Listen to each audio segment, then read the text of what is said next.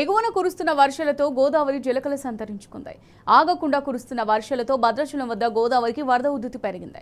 ప్రస్తుతం గోదావరి నీటి మట్టం 54.8 అడుగులకు చేరగా అధికారులు 3వ ప్రమాద హెచ్చరిక జారీ చేశారు. గోదావరిలో వరద ప్రవాహం క్రమంగా పెరుగుతూనే ఉంది. దాదాపు 14 లక్షల క్యూసెక్లకు పైగా వరద ప్రవహిస్తోంది.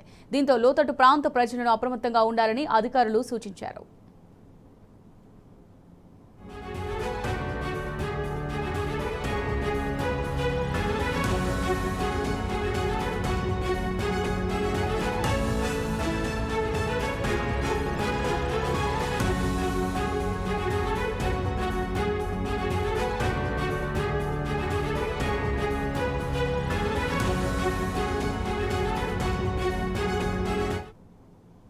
ఎగువన కురుస్తున్న వర్షాలతో గోదావరి జలకల సంతరించుకుంది.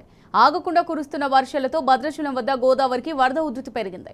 ప్రస్తుతం గోదావరి నీటి మట్టం 54.8 అడుగులకు చేరగా అధికారులు 3వ ప్రమాద హెచ్చరిక జారీ చేశారు. గోదావరిలో వరద ప్రవాహం క్రమంగా పెరుగుతూనే ఉంది. దాదాపు 14 లక్షల క్యూసెక్లకు పైగా వరద ప్రవహిస్తోంది.